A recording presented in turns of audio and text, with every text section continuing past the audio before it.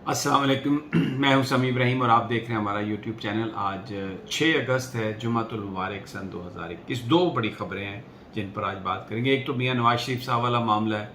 London में उनके जो वीज़े की दरख्वास्त मुस्तरद हुई है, अब उसके हवाले से बात हो रही है कि आगे उनके पास क्या ऑप्शंस हैं, वो डिस्कस करेंगे आपके साथ। और दूसरी जो बड़ी अहम डेवलपमेंट आ रही है वो पंजाब में कुछ तब्दीलियाँ हैं। एक तो ओन चौधरी साहब जो हैं उन्होंने भी इस्तीफ़ा दे दिया है, लेकिन साथ उन्होंने ये कहा है कि मुझसे ये कहा गया था कि या मैं जहांगीर तरीन साहब के साथ रहूं या मैं ओहदा छोड़ दूं, तो मैं ओहदा छोड़ रहा हूं और मैं जहांगीर तरीन साहब के साथ हूं। फिर दूसरा, फिरदौस आशिक अवान साहबा का भी रेजिग्नेशन आ गया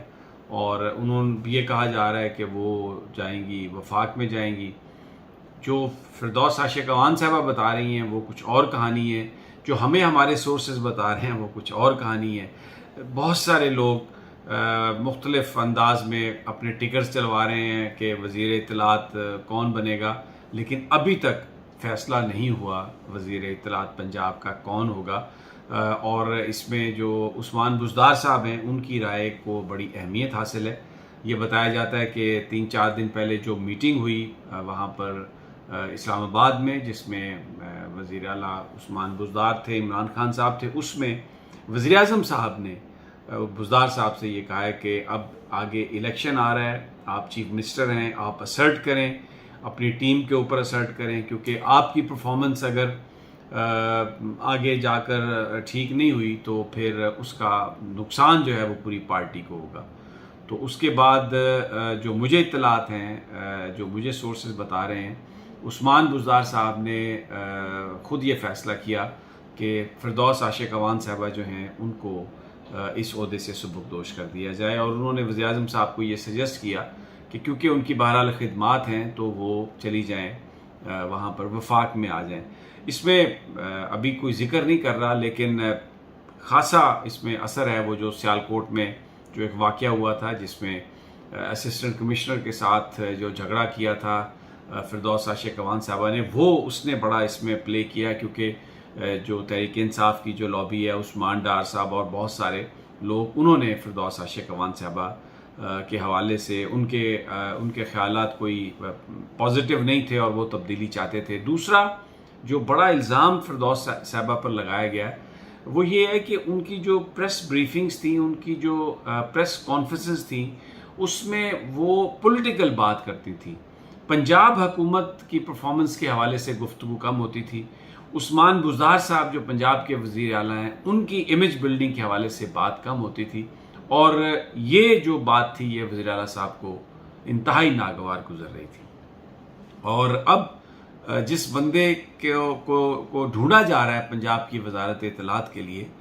उसमें जो सबसे बड़ी चीज़ जो उस्मान बुज़दार साहब जिसको सामने रखे हुए हैं वो ये है कि जो बंदा जो पॉलिटिक्स है, जैसे फिरदौस आशिक अवान साहबा ने पीडीएम के हवाले से बात की, नून लीग को जवाब दिए, मरियम नवाज साहबा को जवाब दिए, लेकिन पंजाब हुकूमत को हाईलाइट नहीं किया। तो अब जो वज़ीर इत्तलात व नशरियात चाहिए वो पंजाब हुकूमत के जो मामलात हैं उनको ज़्यादा हाईलाइट कर सकें, वज़ीर आला की परफॉर्मेंस को ज़्यादा हाईलाइट कर सकें, और जो सियासी मामलात हैं उसके लिए ये समझा जा रहा है कि वफाक में फवाद चौधरी साहब भी हैं, शहबाज गिल साहब भी हैं। तो इस तरह का कोई माहौल है। लेकिन मुझे ये भी बताया ज़राए ने कि आज जब वज़ीर आला साहब से मुलाकात हुई फिरदौस साहबा की, तो उन्होंने उसमें रिक्वेस्ट की कि उन्हें अगर आप एक मौका और दे दें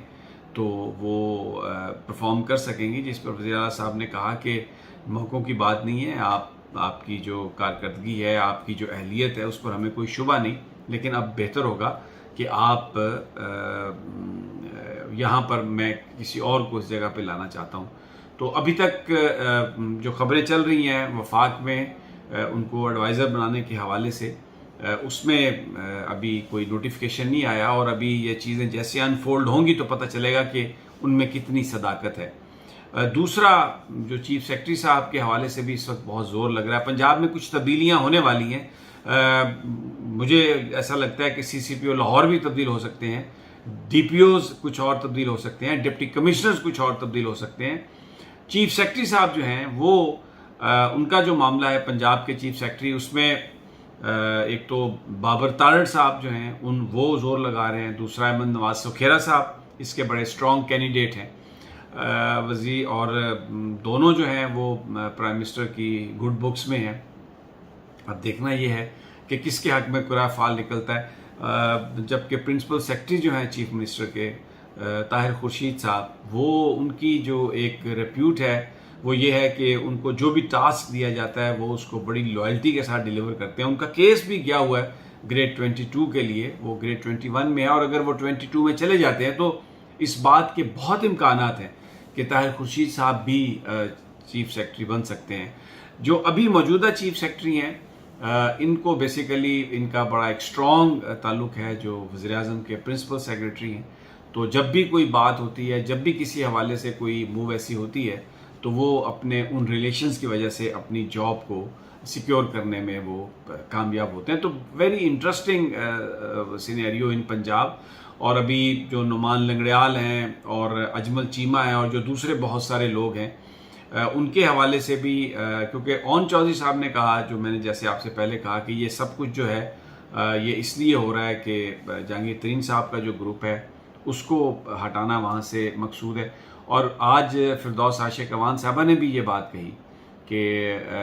جہانگیر ترین صاحب اور پی ٹی آئی کے لوگ یہ سب ایک فیملی کی طرح ہیں، تو کنفرنٹریشن جو ہے وہ پارٹی کے مفاد میں نہیں ہے۔ باقی بہت ساری وجوہات بھی ہوں گی، لیکن یہ بھی ایک بڑی اسٹرانگ وجہ ہے کہ جو اس وقت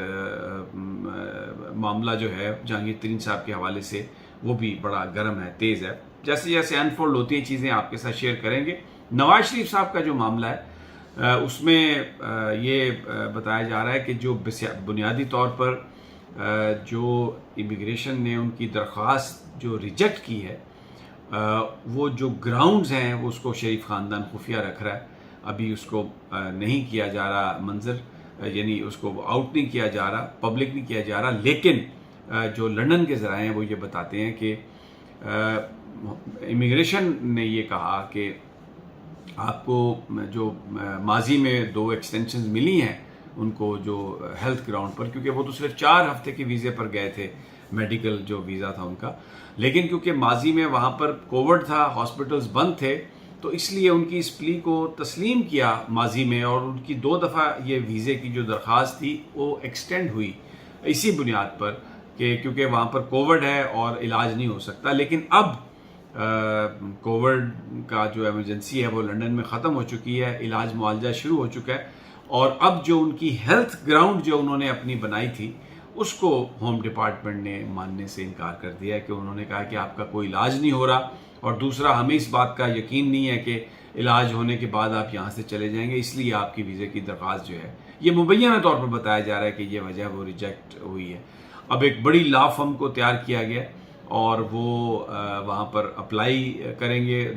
اپیل دائر کر دی گئی ہے، اس میں ان کے پاس 2 اپیلیں ہیں، ٹریبیونل ہے، پھر اس کے بعد ہائی کورٹ ہے، تو اس میں خاصا ان کا ٹائم لگ سکتا ہے، وہ ٹائم گین کر سکتے ہیں، فوری طور پر ان کی ڈیپوٹیشن نہیں ان کی ضرورت۔ لیکن شریف خاندان یہ بھی کہہ رہا ہے کہ ان کے پاس ٹورسٹ ویزا ہے 10 سال کا، اور وہ 180 دن کے بعد برطانیہ سے نکل کے واپس آنا ہوتا ہے، لیکن کیونکہ ان کے پاس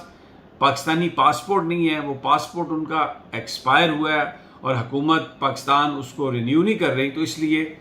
ان کے پاس اگر وہ بس چند گھنٹے کے لیے لندن سے باہر چلے جائیں تو یعنی انگلینڈ سے، اور پھر واپس آ جائیں تو وہ 180 دنوں کے لیے پھر لیگل رہ سکتے ہیں۔ ان کے پاس 10 سال کا ویزا ہے۔ بڑی ایک یعنی ایک امبیرسنگ سچویشن ہے، 3 دفعہ وزیر اعظم رہے، اور وہ جو ہیلتھ گراؤنڈز ہیں ان کو برطانیہ کی امیگریشن جو ہے اب ماننے سے انکاری ہے۔ ماضی میں 2 دفعہ ان کے ویزے میں ایکسٹینشن اس بنیاد پر کر دی گئی تھی۔ تو جیسے جیسے ہمارے پاس کوئی انفارمیشن آتی ہے انشاءاللہ